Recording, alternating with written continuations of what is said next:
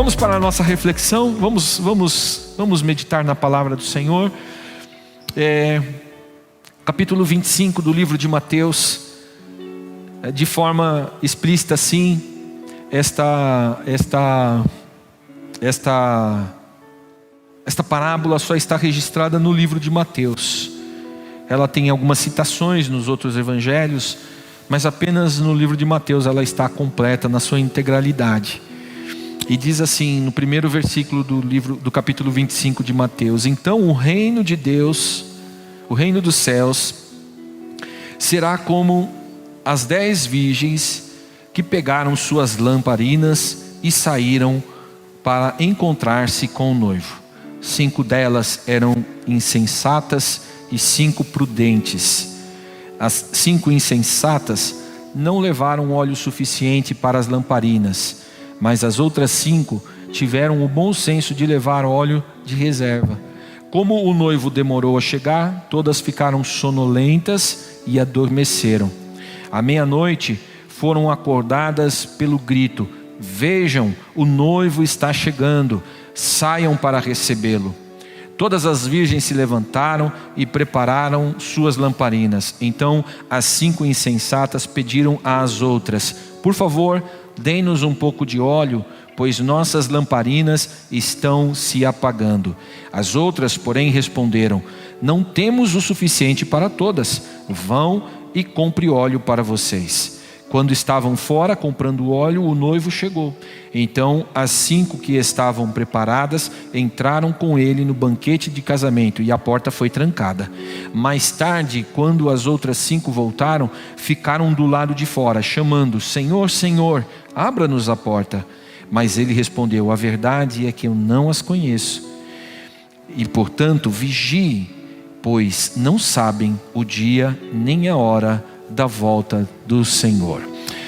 Esta parábola Jesus está ensinando no templo, e um pouco antes de ele falar a respeito desta parábola, ele na verdade ele vai começar aqui uma sequência de 3 parábolas que ele vai tratar. A parábola, depois ele vai falar a parábola dos 3 servos, ou a parábola dos servos fiéis, e depois ele vai falar sobre a questão dos bodes e das ovelhas, né?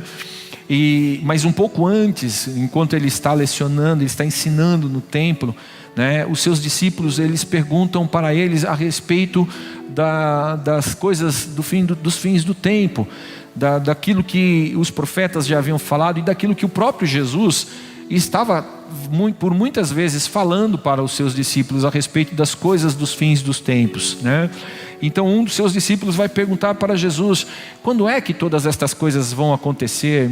Fala para nós, quando é o tempo destas coisas? E Jesus vai adverti-los, dizendo que na verdade nós precisamos estar preparados, porque o tempo ele será determinado por Deus. É Deus quem sabe a hora em que tudo irá acontecer. Ele está no domínio e no controle disso.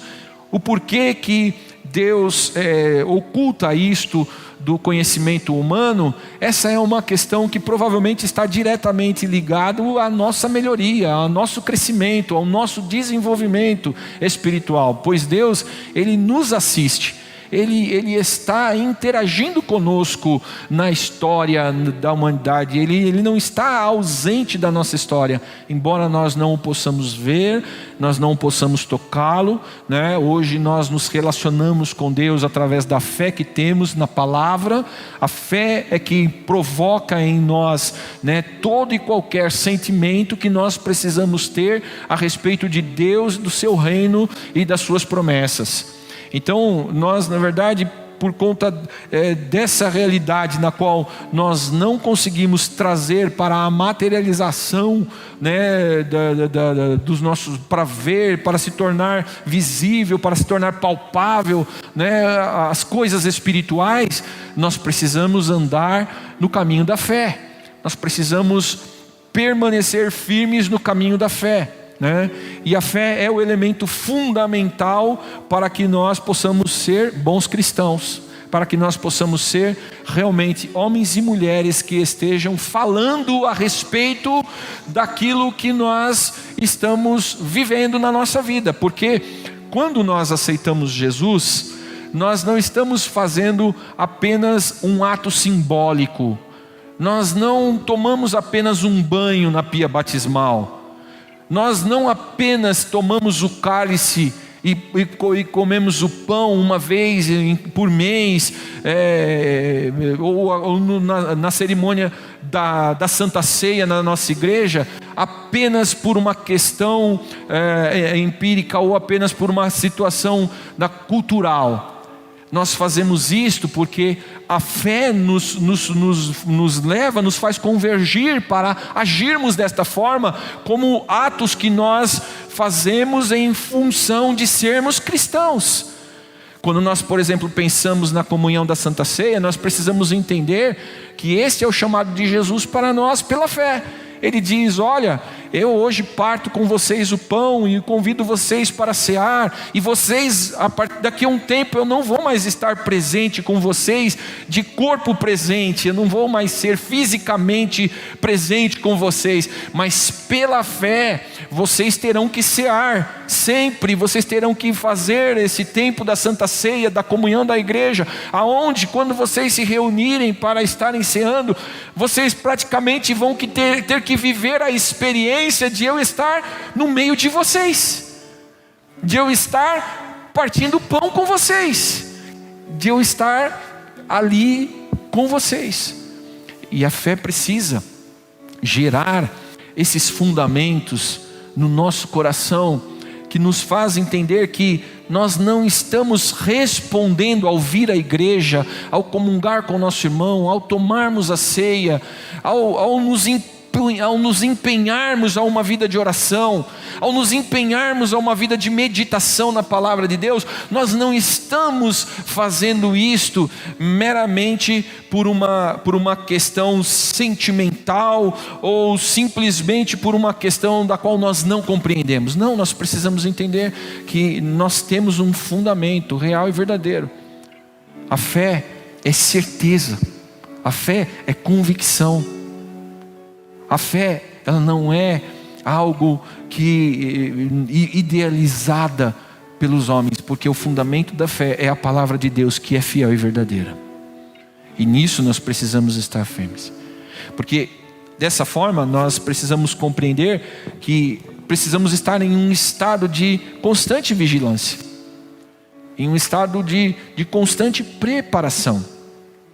A palavra, quando Jesus conta esta parábola das 10 virgens, ele vai usar elementos importantíssimos aqui, que vão ser referências para os seus discípulos, a respeito de estarem alertas com relação àquilo que eles haviam ouvido do próprio Mestre, a respeito da sua morte, da sua ressurreição, e depois da sua vinda, da sua outra vinda novamente, e da qual nós aguardamos agora e esperamos. Mas entre esse momento da ascensão de Jesus, há mais ou menos 2000 anos atrás, até a sua vinda que virá, que estará por acontecer, existe esse tempo no qual nós estamos. Assim como Paulo esteve, assim como Pedro esteve, assim como João esteve, assim como Mateus esteve, assim como Lucas esteve, assim como todos estiveram, estamos nós. Nós estamos dentro deste mesmo tempo, no qual nós aguardamos a volta de Jesus.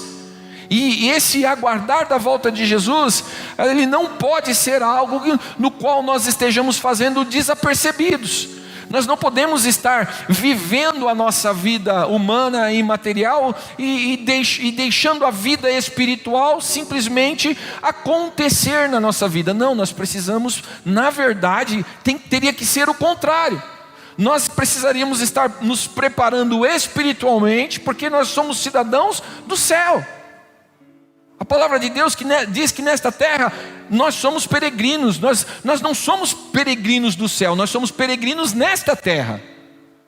Então, na verdade, nós deveríamos viver como pessoas que fazem parte deste reino espiritual o tempo todo. E o reino físico e material é que serão consequências das coisas que nós fazemos como seres espirituais que devemos ser.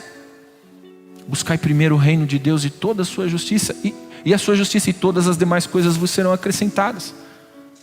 Então, na verdade, é a vida espiritual que deveria ditar as regras da nossa vida material. É o que somos espiritualmente que deveria ser o que promove o que somos humanamente, fisicamente, materialmente falando. E é esse estado de preparação que precisamos viver, é nesse estado de preparação que Jesus está querendo ali ensinar para eles, porque quando ele começa o texto de uma forma interessante. Ele vai fazer isso por algumas vezes. Jesus vai dizer: o reino de Deus é semelhante a... E aí ele começa a parábola. Quando ele traz esta citação de o reino de Deus é semelhante a... Ele não continua falando isto, falando, por exemplo, o reino de Deus é semelhante aos anjos e querubins e serafins que estão andando nas ruas de ouro lá, e eles fazem isso, eles cantam santo, santo, santo. Ele não fala isso. Todas as vezes que Jesus vai usar essa expressão, o reino de Deus é semelhante a, ele vai começar uma história que diz respeito a alguma coisa que nós fazemos. Ou ele vai contar a parábola agora das virgens, que era uma cerimônia de casamento dentro de uma tradição judaica. Ele vai ali expor como é que isso acontecia. O que ele está falando? De eventos que acontecem na nossa vida. Quando ele vai falar lá, o reino de Deus é semelhante, e aí ele começa a nova ilustração lá, como a história de um homem que estava para fazer uma longa viagem. Ele vai contar uma parábola. O que ele quer dizer com isso? Ele quer dizer que o reino de Deus está acontecendo na nossa vida. Ele está dizendo que o reino de Deus ele está acontecendo a partir de nós que somos membros deste reino, que somos cidadãos deste reino. E aí as parábolas elas vêm para nos dar um alerta, para dizer: tem cidadãos neste reino que estão vivendo de forma equivocada.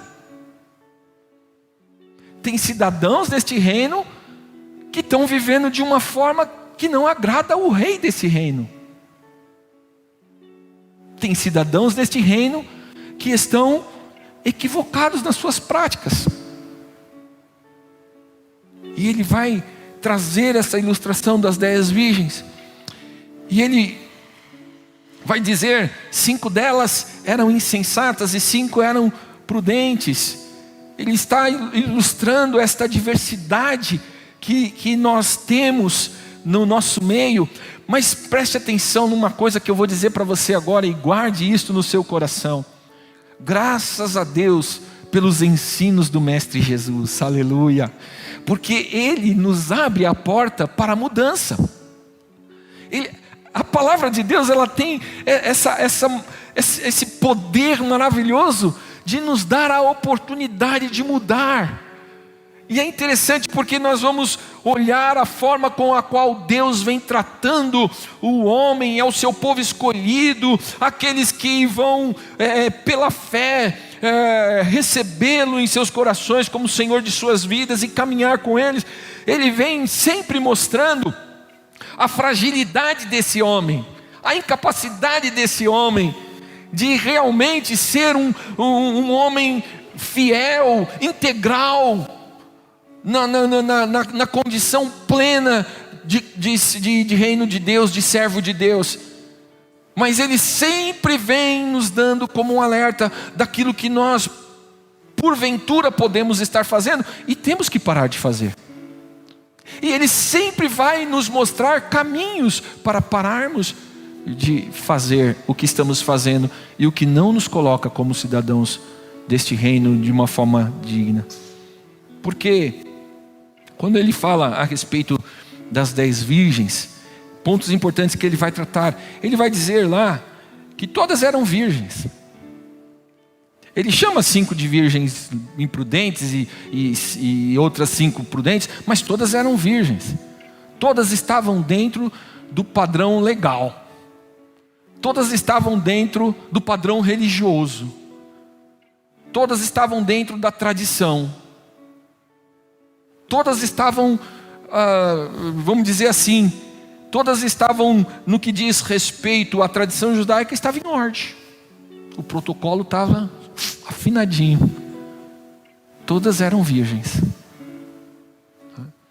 Quando nós recebemos Jesus em nossas vidas, não importa se eu que nasci num berço evangélico, né, e praticamente me denomino cristão desde que nasci, não importa, eu não tenho diferença daquele que chegou na igreja há 1 ano atrás, que talvez possa ter vindo do mundo de crime, mas que recebeu a Jesus, aceitou Jesus no seu coração, confessou Jesus, veio ao batismo, começou a caminhar na fé e está andando com Jesus. A partir desse momento nós somos iguais. A partir desse momento nós somos, aos olhos de Deus, nós somos semelhantes, somos iguais. Não tem diferença. O que vai nos diferenciar é a nossa caminhada com Deus. É a maneira que vamos nos conduzir no aprendizado da palavra, na construção da palavra de Deus em nossas vidas. É isso que vai nos diferenciar. E aqui no caso, todas eram virgens. Um outro ponto interessante, quando ele vai relatar ali, ele fala que todas se cansaram e todas dormiram.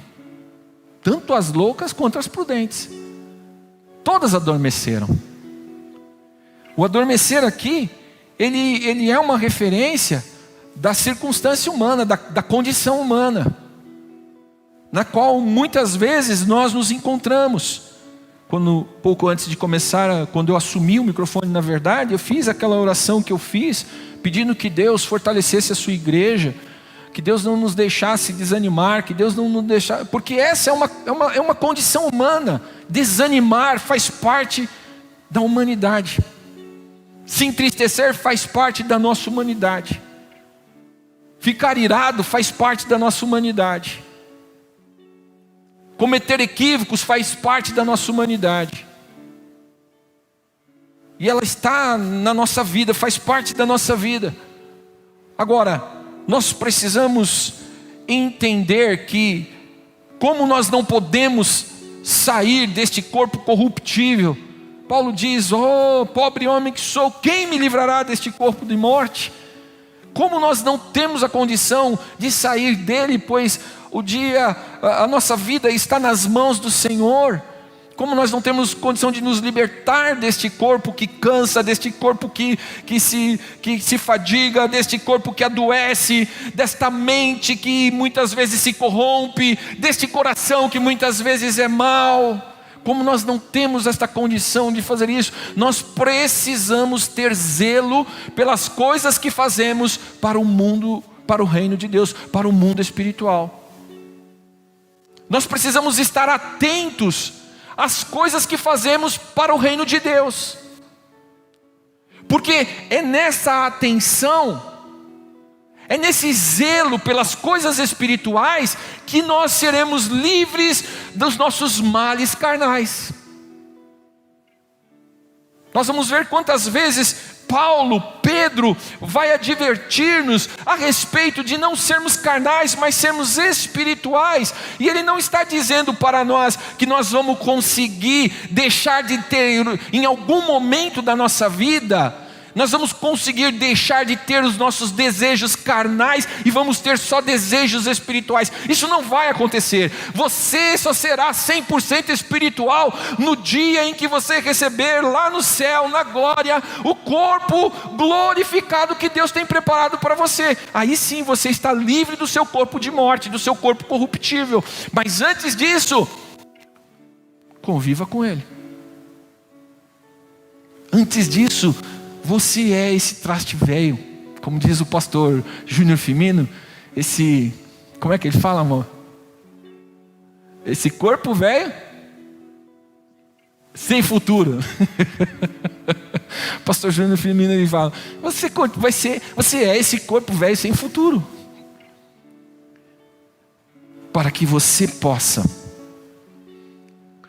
nesta caminhada, glorificar, engrandecer o nome do Senhor e participar das coisas boas de Deus. Porque esta parábola, Jesus ele retrata uma festa de casamento. Uma das festas mais importantes das famílias judaicas era a festa do casamento.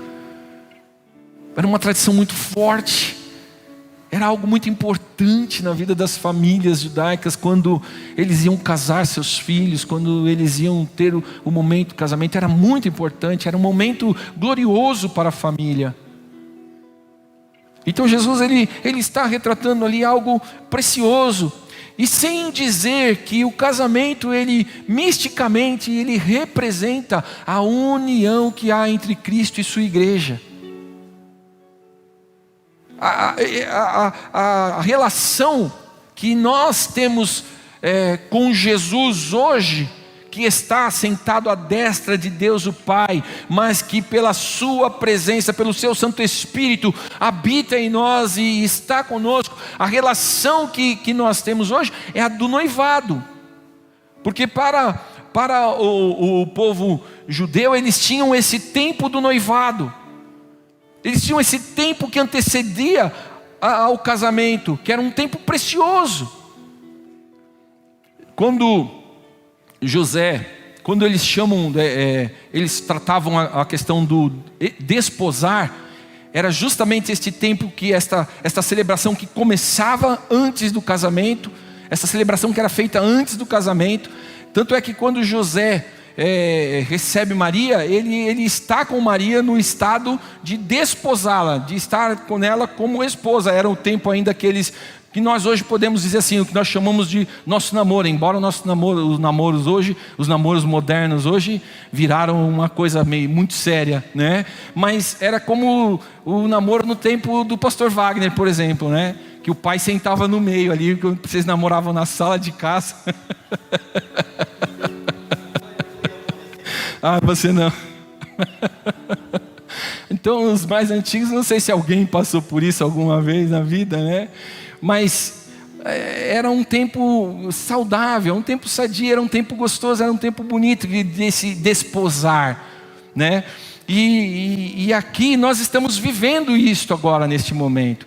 Esse tempo em que a nossa relação com Jesus, ela não é ainda completa. Falta alguma coisa. O que nos falta? Falta a presença de Jesus plena e perfeita, que dentro de pouco tempo nós iremos desfrutar disso, iremos vê-lo face a face, iremos desfrutar de como Ele é, veremos como Ele é. E isto logo irá acontecer, mas neste tempo em que nós estamos, neste desposar, neste namorar que nós estamos, esta relação que Cristo tem com a sua igreja hoje, ela tem que ser uma relação de respeito, ela tem que ser uma relação de dedicação, de entrega, ela tem que ser já tem que ser uma relação de fidelidade, para que o que vai ser consumado possa realmente ter valor. E aqui é interessante que ele usa essa figura do casamento, desta celebração das núpcias, do desposar, justamente para nos falar um pouco a respeito de como isto era importante, principalmente para a noiva e para o noivo, porque eles estavam ansiosos para que tudo se concretizasse, para que tudo terminasse bem, para que tudo pudesse ser como eles sonharam, como eles desejaram. Você, qual é a sua expectativa com o que está por vir, né? Porque a palavra de Deus nos diz, né, que maldito homens que somos, se só temos em Deus a esperança para as coisas desta vida aqui. Se só o que esperamos em Deus é uma casa bonita, um carro bonito, uma vida saudável, se só o que esperamos em Deus são coisas terrenas e materiais, maldito homem que somos. Se não esperamos as coisas espirituais. Por isso nós precisamos entender que esse estado de preparação que nós precisamos constantemente viver, ele precisa ser um estado no qual nós precisamos cuidar de detalhes, no qual nós precisamos estar atentos a detalhes importantes. E acima de tudo, não podemos desanimar. Duas coisas dessa parábola são mensagens fundamentais. Em primeiro, não podemos desanimar. E em segundo, precisamos estar vigilantes e atentos. Esses são os fundamentos, são as duas principais mensagens desta parábola que Jesus está trazendo.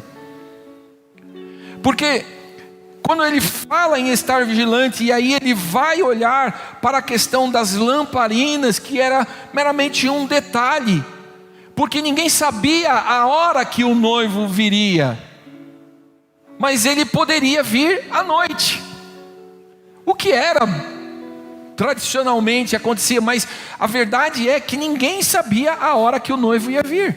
Não era determinado ele vir à noite, ele podia vir a qualquer momento, ele podia chegar a qualquer hora. E Jesus mais uma vez vai lembrar apenas de um elemento, vai pegar esse elemento e vai usar esse elemento. Se você olhar em outros ensinamentos de Jesus, tem a hora que ele vai falar, né, que o reino de Deus é semelhante, ele começa a falar a respeito do ladrão que vem, né, para roubar, e o ladrão vem à noite. Se você soubesse a hora que o ladrão viria, né, você colocaria segurança na sua casa, você nunca teria problema com o ladrão, coisa e tal, mas não sabe, e o ladrão pode vir a qualquer hora, ele pode vir à noite, e assim, ele traz esta reflexão, ele traz esta alusão para nós, entendermos que um detalhe tão pequeno, ele se torna um detalhe importante. E aqui está uma das coisas nas quais hoje nós temos visto muitas pessoas fracassarem na vida, na sua vida cristã, na sua caminhada cristã. Pessoas que já não estão mais atentas a coisas que nos parecem muitas vezes pequenas, mas que fazem parte de uma construção, de uma vida vigilante, de uma vida atenta, na qual vai nos colocar na condição de vivermos a plenitude das coisas que Deus tem preparado para nós. E aqui extrapola um pouco não só apenas as coisas futuras, porque o próprio Jesus vai dizer, né, que Ele tem preparado bênçãos para nós, não só para a vida futura, mas também para esta vida aqui. Mas desfrutar das coisas plenas, das coisas boas de Deus, requer atenção, requer cuidado, requer ter zelo com detalhes. Lá no livro de um dos profetas, agora eu não me lembro se é, Deus vai fazer uma reclamação ao povo com relação aos dízimos e às ofertas, e Ele vai falar para o povo assim, e não, eu não estou pregando sobre dízimos e ofertas. Ele vai falar para o povo assim: vocês estão nas suas casas desfrutando de tudo que é bom, vocês têm tudo que é bom na casa de vocês, mas aí Deus vai dizer para eles: mas na minha casa não tem faltado as coisas, tem tido problema. Eu só estou chamando esse texto e evocando esse texto só para mostrar o que faltava para aquele povo naquele tempo. Faltava enxergar as coisas que estavam acontecendo ao seu redor no que dizia respeito ao reino de Deus, no que dizia respeito às coisas de Deus. E aqui eu quero chamar a sua atenção para uma responsabilidade que você tem com relação a esta igreja, de fazer esta igreja conseguir cumprir a sua missão. Esta igreja, ela tem uma obrigação com a missão bíblica, ela tem uma responsabilidade com o ID de Jesus Cristo, com aquilo que nós temos recebido da parte de Deus para fazer. Então, se você olha para esta igreja e você não consegue ver ela atuando em alguma área que você entenda ser bíblica, ser alguma coisa que nós precisamos fazer como igreja, você não pode fechar os seus olhos, virar o seu rosto, cruzar os seus braços, fechar os seus ouvidos. Você tem que se levantar e dizer: nós precisamos, pastor, nós não fazemos isso, nós precisamos fazer, mas nós não podemos ficar parados. Por quê? Porque se você não não tiver atenção a esses detalhes,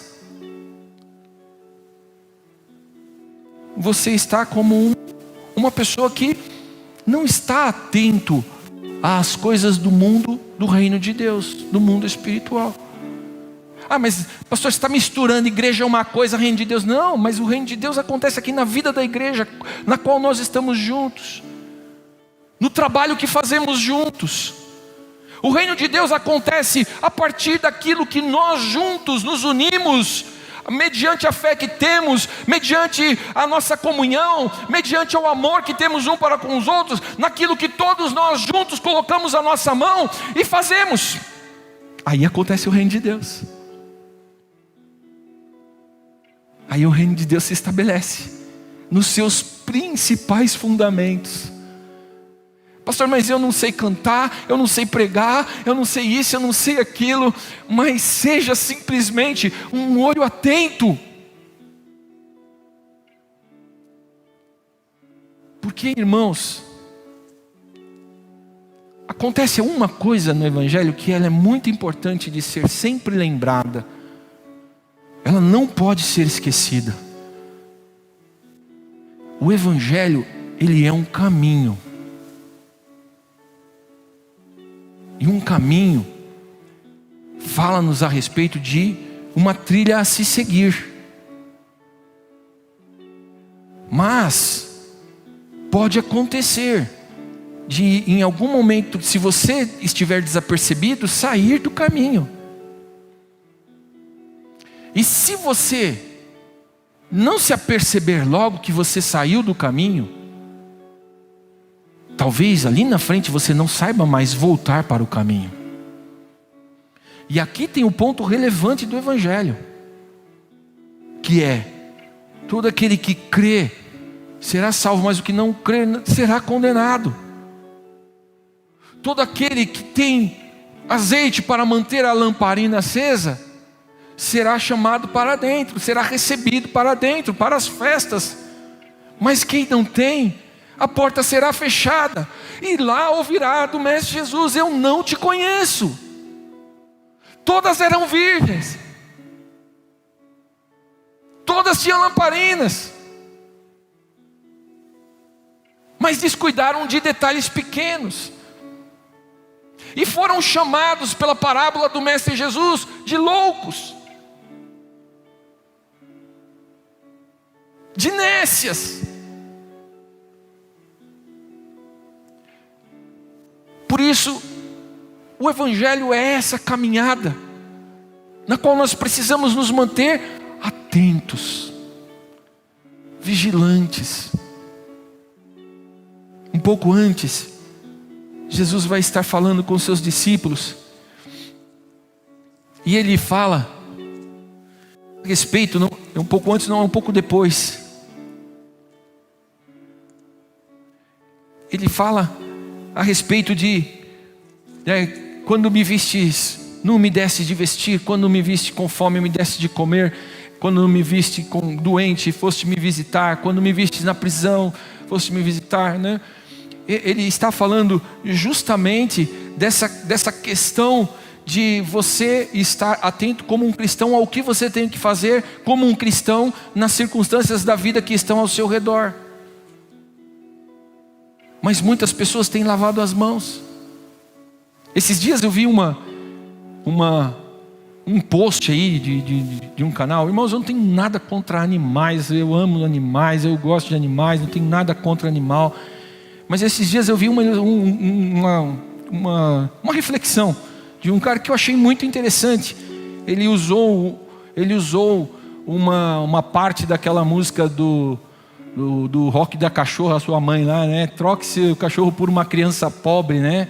E aí ele colocou lá a frase que diz assim, né? Eu conheço muita gente que queria levar uma vida de cão, né? Porque tem muita gente que cuida muito melhor dos seus animalzinhos, mas aí olha um mendigo na rua e fala assim: isso é um vagabundo. Gasta uma fortuna com um animalzinho, gaste a sua fortuna com um animalzinho. Fique à vontade, o dinheiro é seu, você faz o que você quiser com ele. Mas não olhe para um ser humano e o despreze. Porque aí você não está sendo zeloso por coisas que são importantes dentro do reino de Deus, por valores que são importantes dentro do reino de Deus. Ah, mas vagabundo não merece, vou dar um trabalho. Então vai lá, dá um trabalho para ele. Arrume um trabalho para ele. São detalhes pequenos que estão sendo abandonados na vida da igreja. Como por exemplo, irmãos, a evangelização. A evangelização, irmãos, deveria fazer parte de toda e qualquer prática diária de um cristão. Nós precisaríamos respirar a evangelização nessa igreja. Eu falei na reunião com os departamentos aqui, com os líderes de departamento, eu falei, todo o departamento este ano, eu quero que tudo que vocês fizerem, seja focado em pelo menos dar um direcionamento para o campo da evangelização. E a minha questão aqui, de cobrar a evangelização, não é a questão de querer encher a igreja. É a questão de nos colocar como cidadãos do reino de Deus, que compreendem a nossa importância de estarmos com as nossas lamparinas acesas, de estarmos atentos ao nosso chamado, ao que o nosso mestre nos deu para fazer. Fique atento nesse tempo de pandemia. Quantas pessoas dentro da nossa igreja passam dificuldades? E não fique preso às religiosidades, às liturgias da instituição igreja. Eu levo o meu quilho à igreja que prepare tudo. Se você ver a necessidade ao seu lado, haja como cidadão do reino de Deus.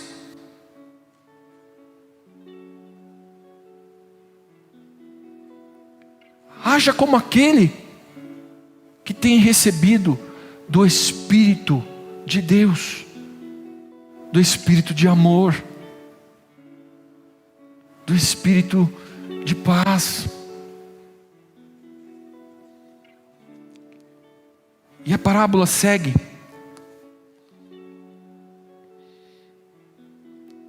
E quando,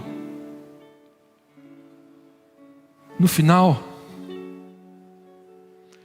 quando Jesus está falando, já indo para o final da parábola,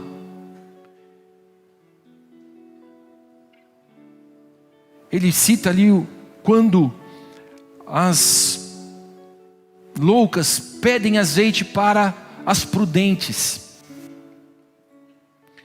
E aqui é um ponto que me chamou a atenção, porque as prudentes, elas vão dizer: nós não temos o suficiente para nós e para vocês. Vão ali e comprem, né? Para que então vocês possam acender as vossas lamparinas. Aí muitas vezes a gente pode olhar para isso e entender que as prudentes estavam ali na verdade sendo arrogantes ou simplesmente esnobando as loucas. Mas a verdade é que cada um de nós temos a nossa porção. Cada um de nós temos a nossa porção. E nós temos que ser fiéis à nossa porção. Nós temos que ser fiéis àquilo que nós fomos chamados para fazer, e fazer com perfeição. Nós precisamos estar atentos se o que estamos ali, elas tinham sido chamadas para serem damas de honra, e elas então fizeram um levantamento de tudo que elas entenderam que era necessário para serem boas damas de honra. e prepararam tudo para serem boas damas de honra e fizeram. E muitas vezes nós não vamos conseguir fazer mais do que nós temos, mais além do que nós temos. E aí é onde nós precisamos entender um ponto muito importante aqui, que é o de ajudarmos uns aos outros, irmãos, no que diz respeito à nossa fé, à nossa caminhada. Quando você enxergar na igreja alguém que você entenda desanimado, entenda fraquejando, entenda se desviando, sabe, faça o que você pode fazer antes de acabar o tempo da oportunidade para aquela pessoa. Faça o que você puder antes de que aquela pessoa chegue numa condição na qual ela não tenha mais a condição de voltar, de desfrutar, de estar com.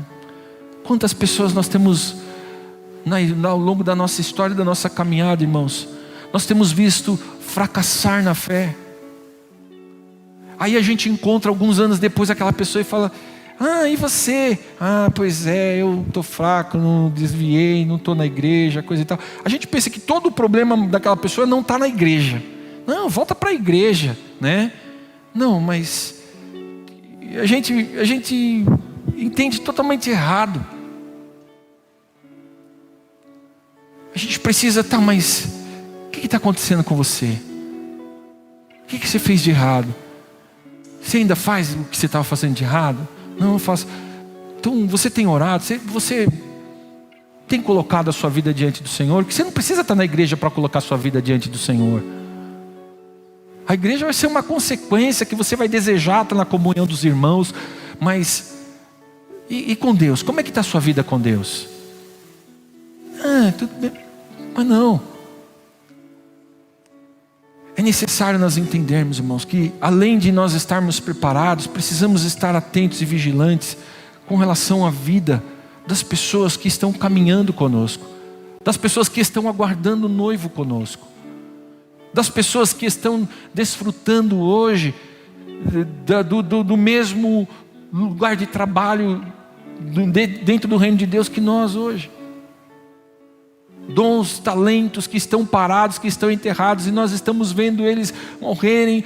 Porque eu comecei a trabalhar e não consigo mais cultuar, e não consigo mais. Daqui a pouco a gente vê que aquela pessoa ela está se afastando do convívio da igreja, da comunhão da igreja. Daqui a pouco a gente vai ver hoje mesmo eu e a Magda passamos, né? E vimos uma família inteira sentada numa calçada, irmãos, todos eles compartilhando o tal do narguile. Famílias que estão indo inteiras para as drogas, para as coisas que estão destruindo. Eu fiquei imaginando na minha cabeça, depois que eu vi aquele narguile lá, aquela pessoa toda, nos idos dos anos 70, se levantou uma guerra enorme, porque começou a se ver o resultado dos primeiros estudos das pessoas que estavam morrendo de câncer, e identificaram que muitas pessoas estavam tendo a incidência de câncer por conta do cigarro, que até então era um luxo. Os filmes hollywoodianos, nenhum deles passava sem que o galã, o ator, fizesse uma pose com um cigarro na boca. E depois foram ver lá nos anos 70, entre os anos 70 e 80, que o cigarro era uma verdadeira droga. Mas o que adiantava? O mundo, a população global já estava empesteada, viciada no cigarro. A indústria do cigarro, do tabagismo, era a indústria mais poderosa que existia na face da terra. Milhões e milhões de pessoas morreram de câncer por causa disso.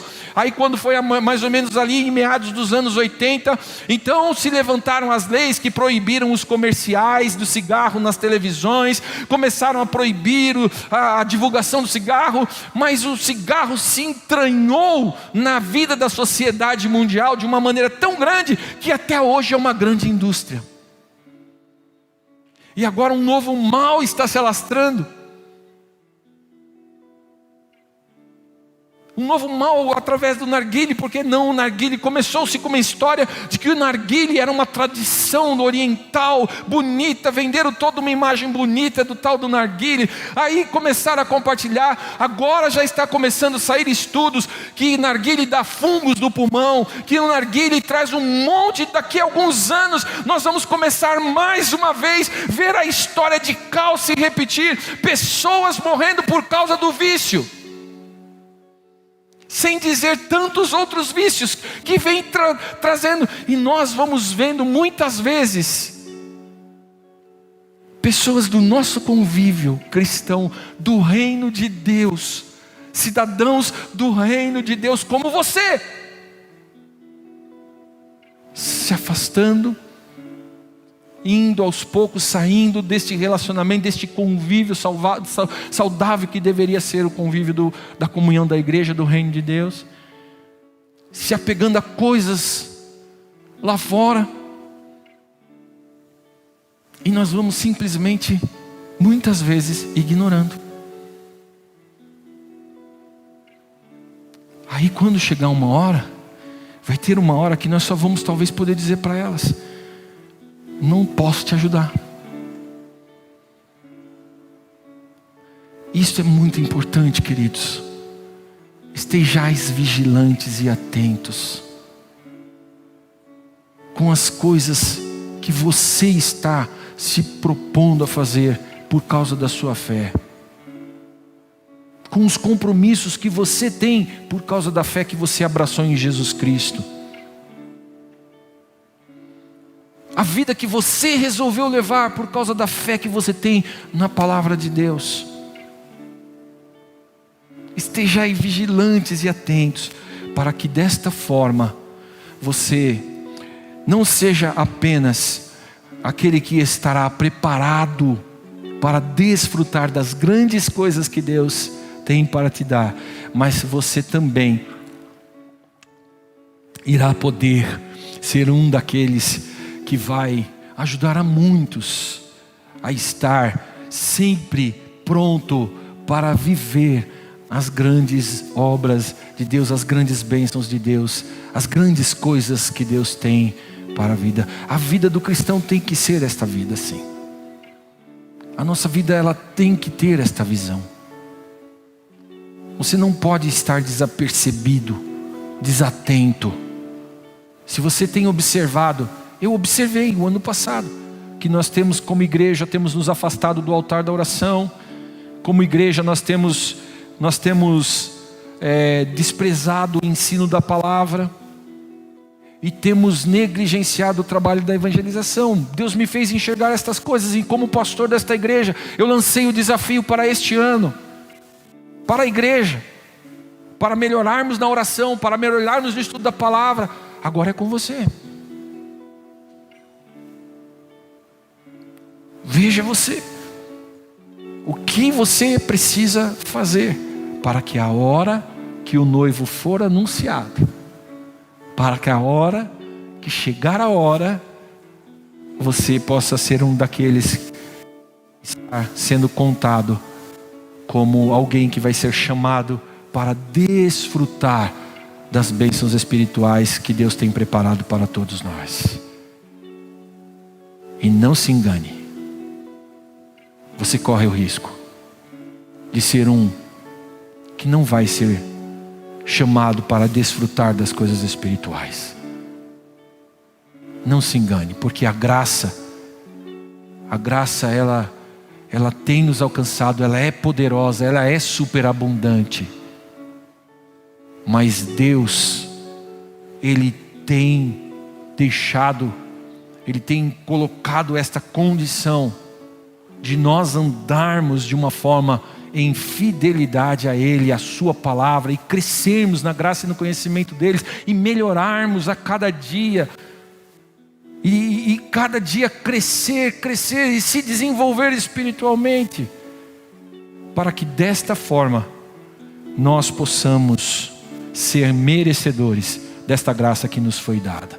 Não merecedores pelo um mérito que nós possamos cobrar algo de Deus, mas merecedores pelo mérito que está na pessoa de Deus, por ser justo, santo e ser este Deus que, para que nós possamos adorar, precisamos ser santos. Sejam santos, porque eu sou santo, diz o Senhor. Esse é o mérito que nos envolve, a graça. Porque o nosso Deus é santo, nós devemos caminhar um caminho de santidade. Seremos santos neste corpo corruptível? Não, seremos santificados, justificados neste corpo corruptível, para um dia adquirirmos um corpo incorruptível, no qual sim, seremos totalmente santos. Que Deus nos abençoe, que Deus nos dê força e graça, para que possamos, nesses dias que temos para caminhar, estar atentos às coisas que precisamos fazer, para estarmos atentos com as coisas que muitas vezes estão acontecendo em nossas vidas e estão nos esfriando, ou estão nos desviando dos propósitos de Deus, estão nos dando uma visão diferente daquilo que nós temos recebido pela palavra de Deus, e que nós possamos, no momento em que tomarmos a consciência destas coisas, possamos sempre achar um caminho de volta, porque em Deus sempre há um caminho de volta, através do arrependimento, através do reconciliar, através do reorganizar. Sempre há um caminho de volta. Deus sempre deixará aberto a porta da oportunidade, para que nós possamos voltar a andar dentro do eixo dele, e assim, desta forma, desfrutar das bênçãos que Ele tem preparado para nós. Curve a sua cabeça, eu quero orar com você. Quero chamar já a irmã Isildinha, que se prepare aqui na frente, para nós fazermos aquele momento de oração. Mas Pai, eu quero orar por esta palavra que Tu trouxeste ao meu coração, para que, Senhor, a Tua igreja possa ser despertada no que diz respeito, Senhor, a aquilo que estamos fazendo nesta terra como cristãos que somos. Senhor, nós não queremos viver uma vida, Senhor, apenas de religiosidade, mas nós queremos viver uma vida, Senhor meu Deus, que realmente honre o Teu nome, Senhor. Uma vida que esteja alinhada com o Teu propósito, com o Teu querer, com a Tua vontade. Uma vida, Senhor meu Deus, que esteja nos colocando em condição de sermos instrumentos nas Tuas mãos, para ser bênção para muitas pessoas. Para ser, Senhor meu Deus, realmente, Senhor meu Deus, aqueles que estão agindo da maneira certa, para que, Senhor, desta forma, Senhor meu Deus, Tu possas, Pai, cumprir através de nós, Senhor meu Deus, Senhor meu Deus, o Teu plano para a salvação, Senhor, da humanidade, para a salvação de todos os homens. Pai, em nome de Jesus, se alguns estão passando por alguma dificuldade e isto tem amargurado seus corações, tem entristecido seus corações, Senhor, a ponto de eles não conseguirem mais, Senhor, ter a alegria, Senhor meu Deus, de estarem, Senhor, envolvidos no Teu reino, nas coisas espirituais, que eles possam, Senhor meu Deus, ser tratados pelo Teu Espírito Santo, ser, Senhor meu Deus, tratados, Pai, pela comunhão da igreja, Senhor, possa haver, Senhor, na comunhão da igreja, Senhor, o elemento principal, Senhor, que é o amor, para que nós possamos juntos nos fortalecer uns aos outros, Senhor, e dessa forma, Senhor meu Deus, não venhamos, Senhor meu Deus, ficar, Senhor, desapercebidos, Pai, mas continuamos firmes e vigilantes, Pai, todos os dias, Senhor meu Deus, todos os dias das nossas vidas, Senhor, para que quando, Senhor meu Deus, Tu nos chamar, Senhor meu Deus, seja neste tempo para uma obra, seja neste tempo para uma missão, nós possamos estar atentos para responder ao Teu chamado. E quando Tu nos chamar, Senhor meu Deus, para estarmos contigo, então aí sim, Senhor, nós não estejamos só atentos, mas também preparados, Pai, preparados para sermos, Senhor meu Deus, aqueles que serão recebidos por Ti, Senhor, e poderão desfrutar, Senhor meu Deus, de tudo que Tu tens preparado para nós, Senhor. Nos ajuda, Senhor, como igreja neste lugar, Senhor meu Deus, não esmorecermos, mas sermos, Senhor, uma fonte de água viva que jorra, Senhor, para a transformação de muitos, Pai. Em nome de Jesus eu Te peço nesta noite, que, Senhor, Tu possas fundamentar esta palavra em nossos corações, e desta forma, Senhor, possamos melhorar, Senhor meu Deus, para vivermos como pessoas, Pai, como cristãos deste reino eterno, que, Senhor meu Deus, não só não envergonham o Teu nome, mas que também, Senhor meu Deus, desfrutam das Tuas bênçãos. Em nome de Jesus eu oro, amém, e graças a Deus.